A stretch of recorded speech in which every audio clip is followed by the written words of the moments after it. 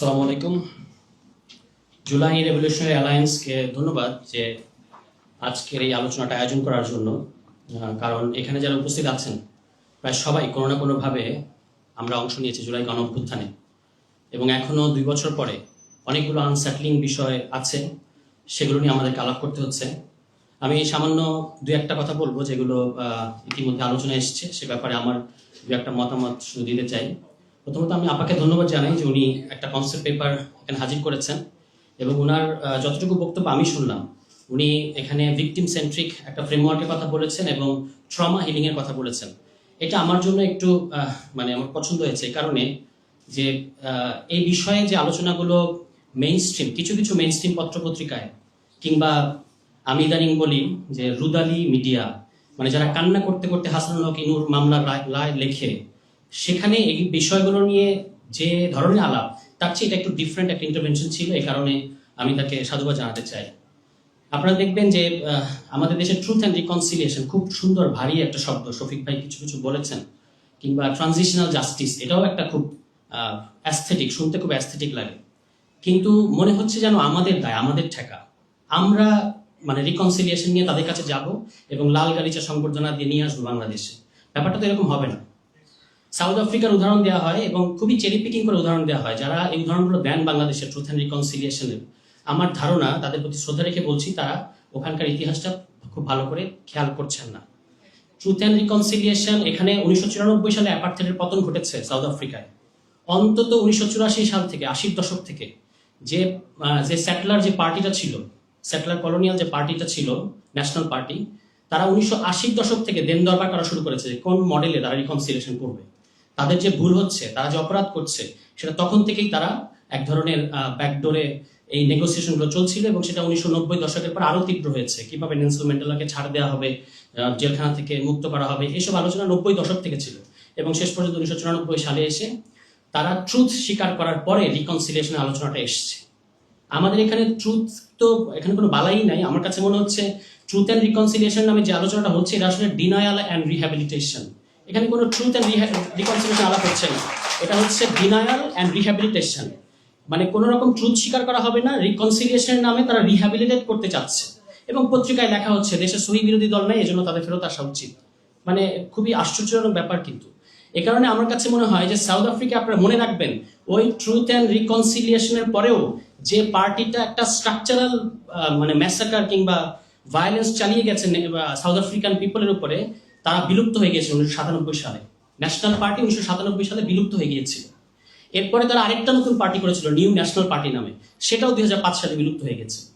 আর আমাদের দেশে এখন কথা হচ্ছে যে কিভাবে রিফাইন্ড আওয়ামী লীগকে আনতে হবে, ইত্যাদি ইত্যাদি। আমাদের তো এখন আর কোনো সন্দেহ থাকা উচিত না যে আমরা বলি যে ধরেন আমাদের মতো গরিব দেশগুলোতে বিভিন্ন পরাশক্তি কেন্দ্রিক দল থাকে, এটা হয়ে আসছে, কিন্তু আওয়ামী লীগ কিন্তু ভারত কেন্দ্রিক কোনো দল না, এটা ভারত ভিত্তিক দল। দুটোর মধ্যে খুব স্পষ্ট পার্থক্য আছে। ভারত ভিত্তিক কোনো একটা সংগঠনকে, যার হেডকোয়ার্টার ভারতে, তাকে কি আপনি আপনার দেশে অপারেট করতে দেবেন? এটা তো ন্যাশনাল সিকিউরিটির প্রশ্ন।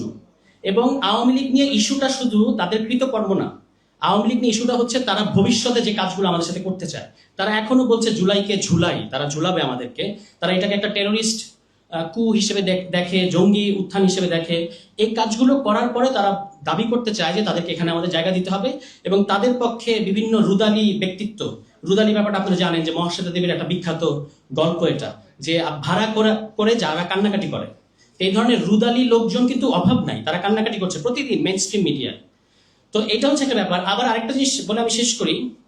সম্প্রতি আপনারা দেখতে পাচ্ছেন যে একটা আন্তর্জাতিক পত্রিকায় শেখ হাসিনা ডিসেম্বর মাসে ফেরত আসবেন, এই কথাটা বলা হচ্ছে।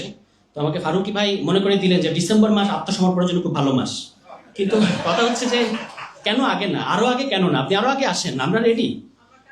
এবং দ্বিতীয় কথা হচ্ছে, দেখবেন যে ফরম্যাটে যখন এরকম আউটস্টেড কোনো ডিকটেটর যার পতন ঘটেছে, তাকে নিয়ে আন্তর্জাতিক মিডিয়াগুলোর আলোচনা হয় এরকম, এক সময়কার পরাক্রমশালী ডিকটেটর এখন এক অন্ধকার প্রকোষ্ঠে জীবনযাপন করছে। সাধারণত মিডিয়াগুলো এই ধরনের নিউজ করে, কিন্তু এখন মনে হচ্ছে শেখ হাসিনা আসলে অং সান সুচি, যে তিনি কবে আবার রাজনীতিতে ফেরত আসবেন সেটা নিয়ে আলোচনা করতে হবে।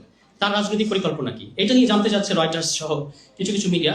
এবং বাংলাদেশ নিয়ে এই ধরনের নিউজগুলো করার ক্ষেত্রে রয়টার্স বলেন, নিউ ইয়র্ক টাইমস বলেন, ওয়াশিংটন পোস্ট বলেন, তারা ভারতীয় ছাড়া আর কাউকে পান না।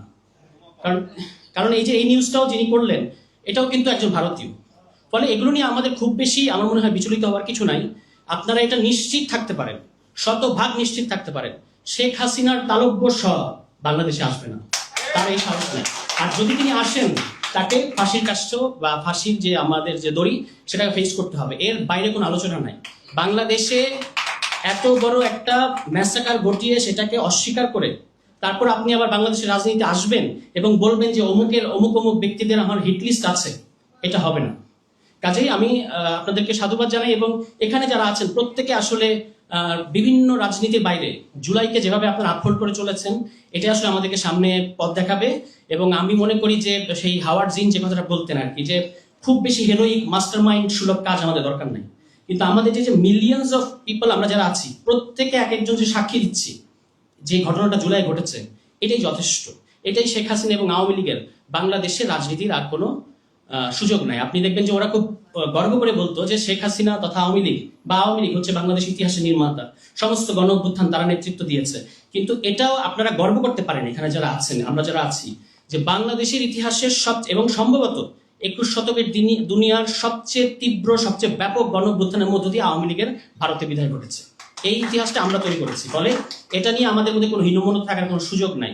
কিন্তু এই যে সম্ভবত কে যেন একজন বললেন, জোহান বললেন, আমি সম্প্রতি পাবনা গেলাম, সেখানে শহীদ পরিবাররা মামলা করতে ভয় পাচ্ছে। এই হলো বাস্তবতা। তখন আপনি আলোচনা করছেন কিভাবে তাদেরকে রিকনসাইল করবেন। কেন মামলা করতে ভয় পাচ্ছে?